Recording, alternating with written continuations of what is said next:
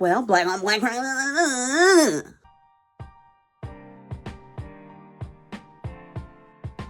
Hey y'all, it is Ty, your chaotic Goodie-Good, and thank you for coming back for another installment as I rewatch the Unwritten Rules, and we are down to our last few episodes. I think after today, we just have the final two. It's been quite a journey, and honestly, it's been, in some instances, very triggering for me. Y'all saw I was crying in last week's episode because a lot of this reflects my lived experience, which is why I wanted to cover this series. Not only is it a really good series, and to be honest with you, there would be times where I would be feeling frustrated or alone at work, and I would kind of pull this series up to almost like, uplift my spirits, because it made me feel less alone. It made me feel like, okay, it's not just in my head. This is stuff that we deal with, but we find ways to make it through. And so in last week's episode, we saw as Racey had this VIP client who had recommended her for a promotion that was well-deserved because she works very hard. But once the client found out Racey was Black, she completely changed how she treated Racey. And that was really upsetting to see. And I'm sure it was upsetting for Racey to have to come to the realization that this woman didn't accept her, not because her work wasn't good, not because they didn't have a great rapport, but once she found out Racey was Black, she was out. And it put Racey's promotion in jeopardy. Then we saw as Nisha attended a fundraiser with her well-to-do boyfriend Will and met his mother. I said it last week and I will say it again. Racey, do not procreate with this man and give this woman Black grandchildren. Don't do it. But at the end of that episode, we saw CEO Kenesha Jackson, get confronted by a Monopoly looking ass dude with this thick mustache and this bald head, and come to find out it's Brendan. Remember Brendan, that will always be referenced in season 1, the CEO. And then in season 2, he was referenced a lot by Kathy. When Brendan was here, well, that's Brendan. And he's being real menacing when it comes to Kenesha. I wonder if it has anything to do with whatever papers were shredded at the end of the Halloween episode. But in any event, we're going to get into it with this video, and I'm going to bring you the next 2 episodes. Episode 26 is titled, Let's Talk About Race. And episode 27 is titled, Let's Talk About a Review. I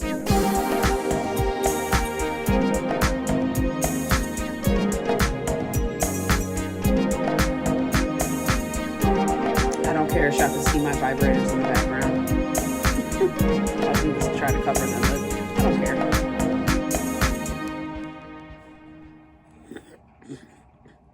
How long will the list grow? Hashtag start a conversation. Why is it that when racial tension is brewing, nobody wants to talk about it? Ooh, the ticker Maybe tape people at are the afraid bottom. of offending other people. I forgot about it. Or I don't know, maybe people just don't want to come off as racist. Google these I just names. think with everything that's going on today, it's time to finally start a conversation. In the Circuit Court of the 18th Judicial Circuit, we the jury find the defendant not guilty of second-degree murder, so say we all 4-person. I'm not guilty! See, I'm so sorry. Girl, get off of her. I'm so sick of that girl. I knew I shouldn't have watched this verdict at work. How could they just let that man off?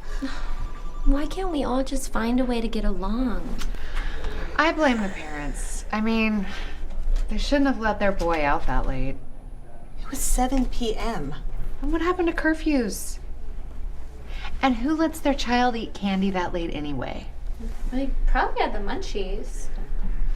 I mean, you guys don't think that there's God. something wrong with what happened? I mean, he was an innocent kid who was profiled. How do you know that? Because the man followed him for no reason at all. That man is a Christian, Racey. Okay. I was trying to wait for a different time to pause it. First of all, I need a break from these stupid bitches, but also I need to talk about what's going on in this episode. So, they are making parallels to Trayvon Martin.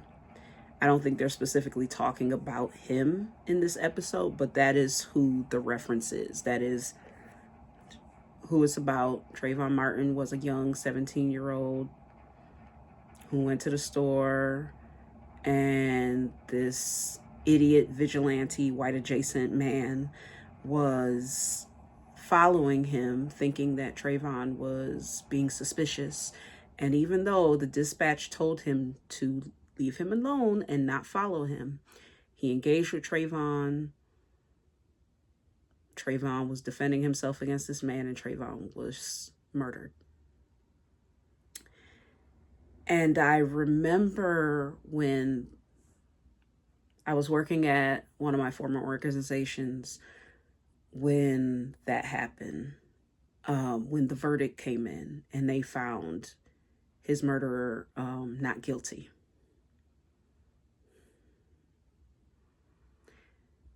So I think this was 2012. I don't know when the trial was. The trial was like some years later. At the time, I wasn't as activated as I am now. At the time, I kind of I knew that this stuff was happening around me. I have this weird thing where I just, things become too enormous for me to handle. And so I kind of go into denial mode, or I kind of just tune it out. Like, I don't want to deal with it. I was like that with 9/11. I was in denial about 9/11 for an entire year. And so when Black people were being harmed in this manner, it's not that I didn't pay attention. It's that I didn't allow myself to get wrapped up in it because I knew that it would greatly affect me. But I remember the day after the verdict came in and I had to go to work. And a coworker of mine who was more activated, she was actually out there protesting, another Black woman. She was protesting and all kinds of stuff and speaking up, and she was really upset, as you can imagine. And she came in the office and she wanted to start a conversation and have a dialogue with those of us in the office about our feelings about the verdict. And I wish I would have been more, I wish I would have had more to offer to the conversation, but I had tuned out. Like, I knew what was going on, but I wasn't deep. And so I kind of was just like, yeah, it's really messed up. Of course, the me now would have had more to say then. But then we also worked with this white girl. This heifer was problematic as fuck. And it was always weird to me because a lot of Black girls in the office were friends with her, and I just didn't understand that because I'm like, this girl is mad prejudiced. And it's okay. Because I remember one time I was sitting at my desk doing my work, and she was at her desk, and the intern was talking to her. And I remember this girl wanted to be a teacher at some point, or she wanted to be a social worker in the schools or something like that. And she's like, oh, but I wouldn't want to be at, a inner city school. And the intern was like, well, why not? And she's like, I'm afraid that they would essay me. I don't think I could say the actual word, but I would think that they would essay me. So when she said that about, she thought that was going to happen if she taught at an inner city school, I confronted her. I said, why would you think that? Her response, Exactly. So when our coworker asked her feelings about the verdict for Trayvon Martin's unaliver, murderer, this bitch's response was, well, I'm more concerned about black on black crime.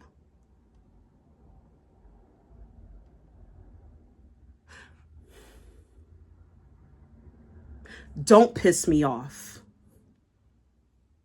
You ain't concerned about shit when it comes to our community. But you want to deflect. And so that's why it's kind of irritating me that Racey, she's the only black woman in this office, and these women are saying what they're saying. They are blaming the boy, the child who got shot. Well, he shouldn't have been out that late. His parents never should have been let him out that late. He shouldn't be eating candy that late. Well, he had the munchies because he was smoking weed. Same shit that they tried to say about Trayvon. Oh, he had weed in his system. What? He got suspended from school once. So what? And that's what pisses me off. Whenever it is a black victim, the media, whoever the fuck it is, pulls out all the stops to try to degrade their character in order to justify their murder. But the person who murdered them, oh, well, they were a block club leader. And like this bitch Jessica just said, but he was a Christian. Please. Oh yeah, this episode's gonna be hard to get through because it's making the anger rise up out of me, and I'm gonna have more to say, but I'm gonna let the episode play out as much as I can. I'm sure he wasn't out there profiling anyone, whatever that means. I mean, you can't blame any adult for being suspicious. The way they said that boy was dressed. So did you guys hear the verdict? So but he got on a hoodie and he Yeah, we just Skittles. heard it. I mean, this racial profile. But you're not saying nothing about how he's dressed at work. I know exactly how it feels. What do you mean? Well, something like this happened to me a few months ago, before my Aunt Pam got me this job. Now this is interesting because we've been talking about profiling. Pam from last week who's racist. I was leaving this dope party in this really tough neighborhood, and we were wasted and got lost walking back to the car, and these really hard-looking guys started yelling stuff like, "Get out of here, you don't belong on this block, this ain't your hood." What? I doubt anyone said that to you. I think they were in some gang. This is America. A young boy should be able to walk where he wants, when he wants, without being harassed. Unless he's black. Fucking kidding me? Exactly. I am so sorry that happened to you. I have to pause again. Oh my God. I'm so sorry. I have to pause again because this is what these bitches do. Oh my God. Yo, if I ever had any dreams of getting monetized, this video ain't gonna do it. And that's okay. I really don't give a shit. I remember back in 2020, after George Floyd was murdered. And at the time, I was the only black woman in my department, had been the only black woman in my department for 3.5 years. And there was another black man. And our director wanted all of us to get on a Zoom call so we can talk about and process how we're feeling, because George Floyd's murder ignited a lot. And you had a lot of people who were home because of COVID, and they were activated. And it's like, enough is enough. Stop killing us. And so they took to the streets and they were protesting, and there was a lot that was going on. And we had our protests here in our city too. And I remember we're all on a Zoom call, and I remember getting on and I'm like, I'm not saying nothing. Like, I'm exhausted. I really don't want to process this with white folk. I just, it's a lot. If my black male coworker, if he want to connect later and we can process amongst each other, I'm open to that, but I'm just going to be here and just be here. So they started talking, and I didn't like the shift of the conversation because it wasn't about acknowledging this country's history with racism and prejudice and Black people being harmed. It wasn't addressing making us feel safe or checking in with our clients who are Black, who are also feeling very vulnerable and activated. It was them trying to make themselves feel better, them trying to purport themselves as allies, which, don't even get me started on allies. I have come to not really believe in allies or allyship. I really don't, because unfortunately you find a lot of it is conditional. It is performative. And you just want the title without the work. And honestly, it's an ongoing thing. It's not just something where it's like, I'm an ally. It's, you got to be in there and you have to acknowledge how you benefit from the systems that have been set up to protect you and to uplift you, but have also been designed to push down everybody else. You have to be acknowledged as an ally by the people of that community that you claim to want to be an ally to. You can't just fucking call yourself that. And all of these fake allies that were on the call started making sure that my one coworker, this bleach blonde, bad built bitch. What now? Chairman. She had a husband who was in law enforcement, and he was present at one of the protests, and things got heated, and Black folk who were out protesting were being tear gassed and harmed, but they wanted to make sure her husband, who chose his profession, was okay, and if she was okay, and oh my God. So just like they're here making sure that this white boy who was in a, he was in a hard neighborhood and blah, blah, blah, they want to make sure he's okay. But the Black boy that was actually killed for going to the store at 7 o'clock, getting candy, it's, well, he shouldn't have been doing that. He shouldn't have been dressed that way. He shouldn't have been doing this. And so the focus for them in that call was to make sure that she's okay and her husband's okay. I'm sure him and his bulletproof vest and his taser and his gun and his baton and his tear gas, I'm sure he made it home that night safe and sound. And at that point, I couldn't help but to say something. And I did say something. I unmuted myself and I said, hold up. No. I said, first of all, this has been going on for centuries. This has been going on since we were stolen and brought here. This is not new. It just looks different. And the focus should be on understanding not only the history, understanding your role in it, and understanding how to do better and support those who are constantly living under this type of pressure and fear.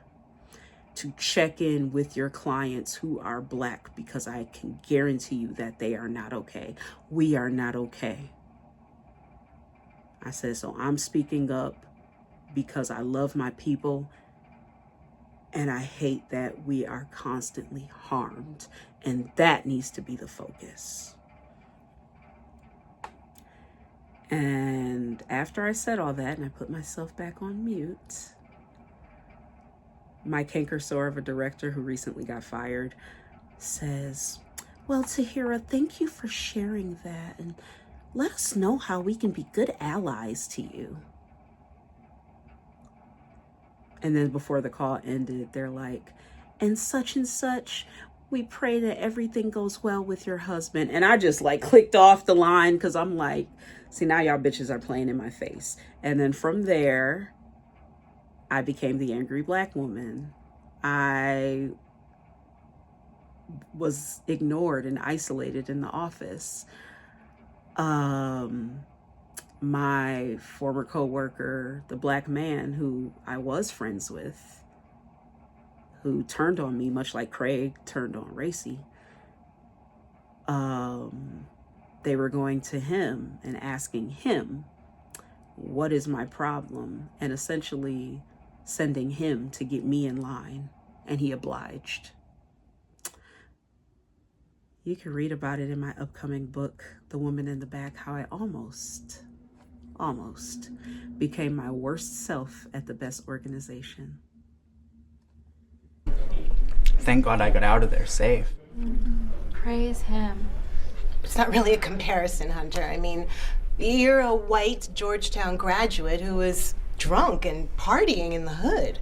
We really need to find a way to stop separating ourselves over color. Girl, please. I absolutely agree, but it's really hard when stuff like this keeps happening. I mean, it's not the first time that it's ever happened. You guys do know At that, all. right? Y'all understand the Of course history, we do, right? Racey, but we've learned to respect a jury's decision. Yeah, okay. I mean, sometimes the evidence presented just isn't strong enough to prove what we think is obvious. I mean, like in the OJ case. Everyone knows he did it. They always have to bring up OJ. Always. And of course, we know people get profiled. Hunter just told us what happened to him. Poor Hunter. That doesn't mean whenever someone's... But what I'm talking about is an alarming number of cases where black men die or they serve life in prison and then eventually they figure out, oops, he never did anything wrong. Oh, I see what this is about. Are you making this all about race? It is Are you about race, you insinuating dumb that bitch. just because this boy was black, African American, that was the only reason that he was followed? Yes. Because I would have to disagree. Look at Hunter. He's a white intern who was followed after leaving a party. Look, let me ask you guys something. Racey is trying. Is it to reason with possible them. that, one group of people can have predetermined ideas about another group of people, despite who that group of people really are? I mean, maybe he was a good kid, and maybe this man had these negative thoughts about him because of the man's own prejudice against the kid. I believe it could be possible. I'm not sure. I think it's time we all get back to work. This conversation's starting to make me a little nervous. Girl, please.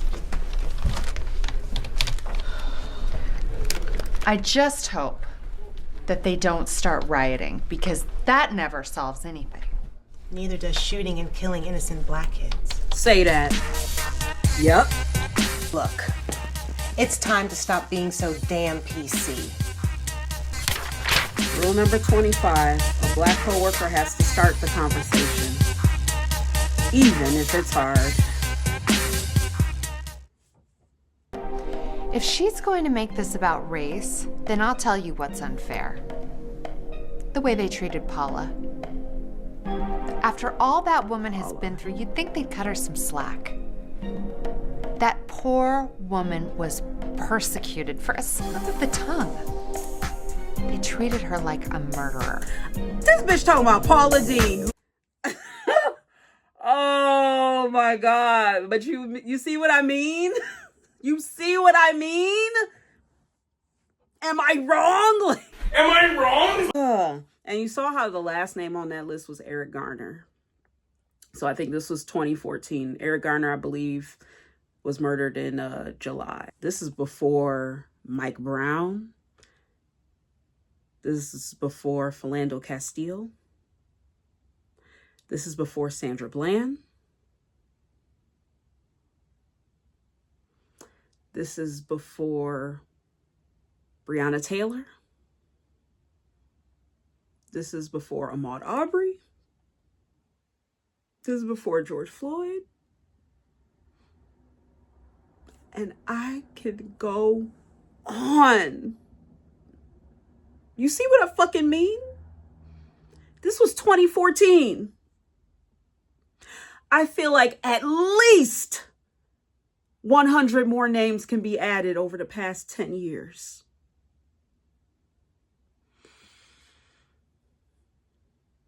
And the police and these vigilantes, and they continue to get acquitted. And let me say something real quick about black on black crime, because I know. Some people may watch this and be like, well, black on black crime. Black on black crime is nothing but proximity on proximity crime. We all live around each other, especially in the city I live in. Like, I live in a black neighborhood. If anything were to happen to me, knock on wood that nothing does, I would more than likely be harmed by someone who is the same racial background as me, because we all live in the same neighborhood. But no one talks about white on white crime because y'all live around each other. We have men who take out their entire families. But that's never called white on white crime.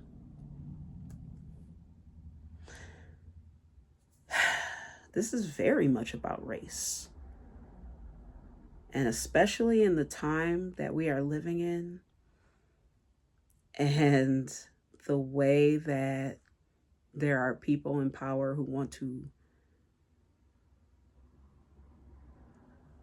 bring us backwards, we have to be aware of these things. We have to be aware that race plays a large factor. You have to acknowledge the history. And the thing about history is, if you don't acknowledge it, you're doomed to repeat it. So I'm going to take a quick breath, and then I'll get into this next episode. I understand, Pam. I'm so Jessica sorry. fucking up. That was totally my mistake. Because she's incompetent. And Racey know it's it. the third mistake this month. I'm still learning how everything works, and I know it's been 3 months. I promise I will fix it. This girl's essentially been in this job for a year. A year! And still has not learned how to do her job. I had women that I worked with who had been there longer than me and didn't know how to do their jobs, to the point where their supervisors were doing their jobs for them. I was always expected to have my shit done, and my shit was done because, like I said, I was exceptional at my job.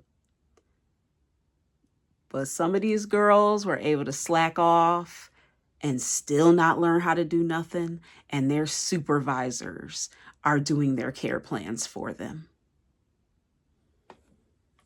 I don't know how you dealt with Pam. She's the devil. How am I supposed to work on her account with all these other accounts? It's called multitasking, Jessica, and I've been doing it for 2 years. You'll be fine. Yeah, she's supposed to stop and hold your hand.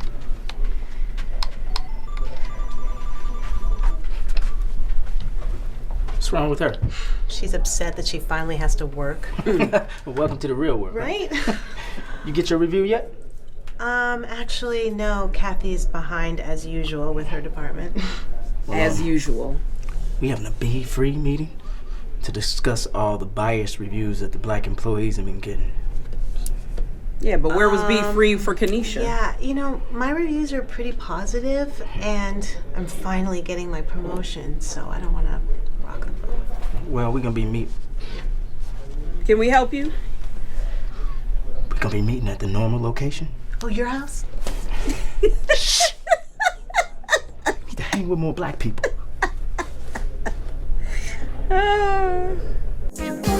She said, oh, your house.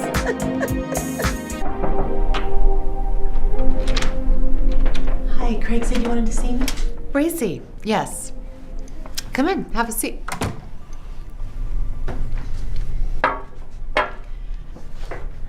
Isn't it great having Brendan back? Oh, God, so he's Yeah, I back? guess. I mean, isn't he just consulting? Oh, Yep, Brendan is back. ew. I don't know why Kanisha let him just come in here and take over. Something is definitely up. But Derek hasn't heard anything, and Annabelle ain't talking. All I know is, if I'm gonna have to put up with all these changes, I'm gonna need my promotion. Stat. You know, this company is finally starting to feel like it felt when I first started here. Brendan really wanted to create an environment where you could grow and feel like you were part of something special. Girl, please. Actually, I wanted to talk to you about my growth. I was just wondering, when is my promotion gonna kick in? Because it's been, like 3 months already. Before we get to that, I have your review. Let's start with the positives. See? There are positives. I can't be fooling with Derek and them. Girl, First of all, you ain't are above doing them a fucking with you. fantastic job. You're the glue that holds this department together. Aside from your stress leave, you've had perfect attendance, you have great attention to detail, and very strong leadership skills. What more can I say? Wow. I really appreciate that, Kathy. Unfortunately, there are some negatives. Well, every review needs negatives to be balanced. Just get to my promotion. Now, I wouldn't worry too much about the negatives. I just had to put something on here to make the whole review feel balanced. I did note your defiant behavior. Defiant? Yes. Your unwillingness to train Jessica properly. Which leads me to That my wasn't next on her. negative. I really think that you need to work on your team building skills. Team building skills? Ever since Jessica was assigned to take over Pamela Clayton's account, you have not been very helpful in assisting Should she Jessica. be? We're a team. When one of us falls, we all fall. Yeah, okay. But I was under the impression that Pamela no longer wanted me working on her account. It's not that Pam doesn't want you working on her account. We just want you to do all the work, and then She Jessica just gets the doesn't credit. feel that you're good enough to take the lead. And because we do take the opinions of our clients very seriously, we are unable to give you a promotion at this time. Whew. I really feel for Racey. She's been working her tail off. It's one thing to come in and do your regular job, but it's quite another when you're doing your job and you got to deal with all the bullshit and you got to pick up the slack for other people not doing their jobs. Lisa, Jessica.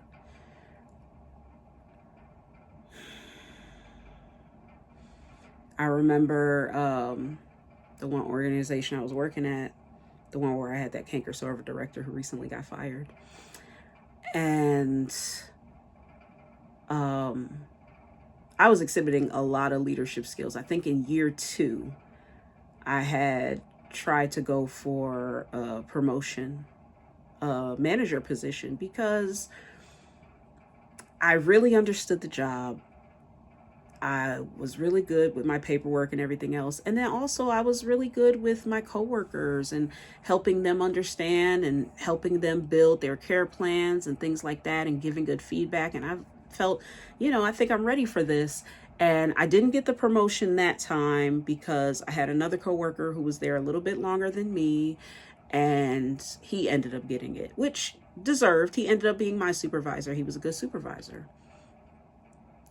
When the time came up again, I really wanted to go for it. But this was after I was speaking up more. This was after I filed a grievance.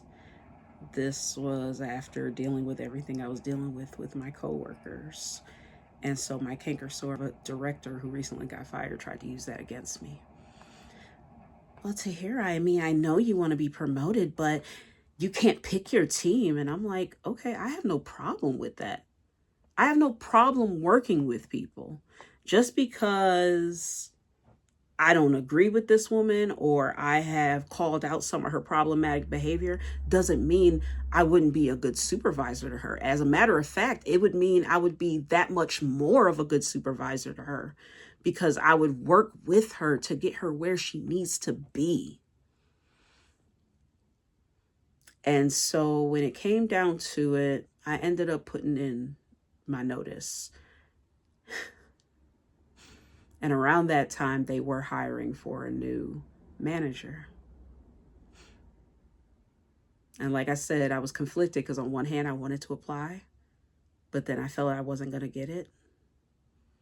And then on the other hand, things had become too heated and I just needed to leave. And so I chose to leave that position. I should have left the organization as a whole after that. I stayed around for another 6 months in a different department. But the day after I put in my 2-week notice, she promoted someone else. And I just thought it was interesting, because had I applied and maybe had I not rocked the boat, I would have had that position. I had more than proven myself to be promoted. But they'll find anything to try to trip you up, like Kathy's doing to Racey right now. What the what? Our department has room for only one promotion, and I consulted with Brendan, and he felt that Jessica would be a more natural fit for a promotion. You gonna give the promotion Since she is to handling Jessica? Pamela's account now, it just seems to make more sense that the two of you be equal. Don't piss me off.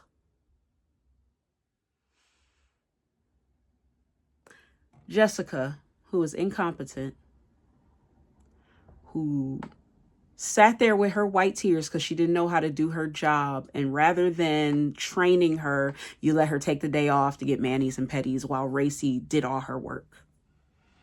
Jessica, who even when Racey was taking her FMLA, you, Kathy, because you are the fucking supervisor, still didn't train her. Then when Racey got back, what do? You try to put more work on this young woman, and she stood up to your ass, and you didn't like that. Racey was killing it with this client before this evil ass racist bitch client found out Racey was black.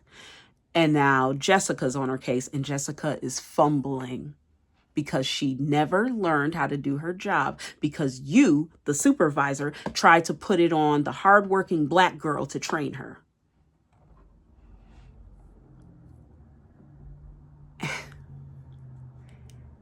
And you're still trying to put the responsibility on Racey to handle this woman's account, but let Jessica get all the credit. And now you're saying you're going to promote Jessica when this girl has proven that she is clearly incompetent? But because she used to be Brendan's assistant, and you consulted with Brendan and not Kanisha,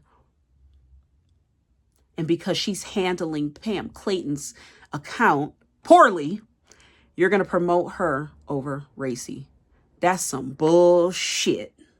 Well, you offered me the promotion, the glue, 3 months ago. Unfortunately, I spoke She too just soon. called her the glue. I was really hoping that I could give the promotion to both of you, but Jessica did take a significant pay cut when she came from Brendan's desk, and she is used How is to that a Racey's certain problem? kind of lifestyle. And Brendan feels that Jessica is slightly more adaptable. She hasn't let the stress of this job get to her. So am I being punished She for doesn't? taking a stress Didn't this leave, girl? Kathy? Okay. No, Racey. Taking a stress leave is your right. I know this is But they will extremely punish you disappointing for taking it, you. trust me. I just hope that you won't let the disappointment turn into anger and do something that you'll regret. Regret? Like what, Kathy? What I regret is thinking that for once they would be fair. There's no takesy-backsy on promotions. I regret hoping that my work ethic and my job performance would be good enough. Why? What do you think I'm gonna do, Kathy? Look, I want you to know that You I think think she's you're gonna be a very aggressive hard because she's so worker. angry? And I just feel awful about this. You know what? I am going to give you an extra point on your review because you deserve it. Oh, yay! So, An extra I point. just need you to sign the last page. Just to acknowledge that I went over everything with you. I ain't signing that shit, bitch. I can't sign that, Kathy. Good for you, Racey. Rule number 26, a black coworker should know being the best is still not good enough. That was really hard. But, come on. I have to do what protects me. If I would have given her that promotion, she would have gotten really comfortable, and eventually, she'd be after my job. I can't let that happen. I mean, look at the other one, who won't give back to Brendan what's rightfully his. The other one. The other one. Maybe I shouldn't have been so generous with that extra point.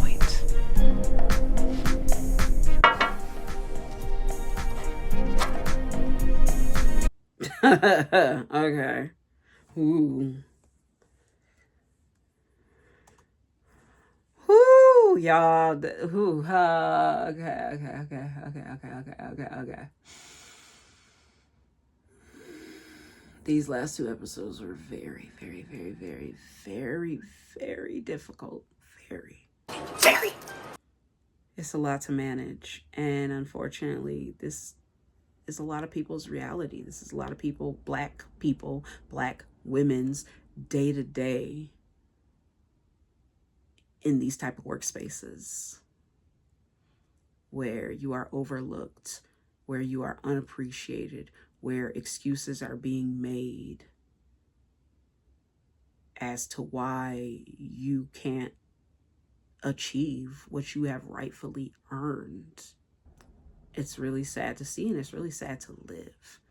And the only thing that I can do, or the only thing I have done, is leaned on my other black brothers and sisters who are in the same fight with me. Because there's power and strength in numbers. And that's why, like, I really felt for Racey at the end of the Halloween episode, where she's like, I feel so alone here. And the thing is, even though Racey thought, oh yeah, I'll be fine, I've always had great reviews, because she is a good worker, they'll find a reason to trip you up, sis. And she could have found community and support by attending that Be Free meeting, even though I'm still disappointed in some of these brothers. But I really hope that after this, she did attend that Be Free meeting, and that they were able to find support and solutions amongst one another as to what to do and how to proceed with these unfair reviews. Because what could have came of that was them coming together and filing a lawsuit against that organization. Trust me. Keeping stuff documented, having community amongst other black people who are experiencing the same things, and having a willingness to speak up and not allow these things to persist, you can go a long way. So anyway, I'm going to end it there. This one was a lot I need a palate cleanser after watching all of that. I'll put on Bob's Burgers or something. I need something that's going to make me laugh because this was heavy. These past 2 episodes were very heavy for me. So thank y'all for tuning in. Please tune in next week as I bring you all the last 2 episodes of the Unwritten Rules. Please like, subscribe, share my videos, and I appreciate y'all coming back from week to week. And I'll see you next week. Bye.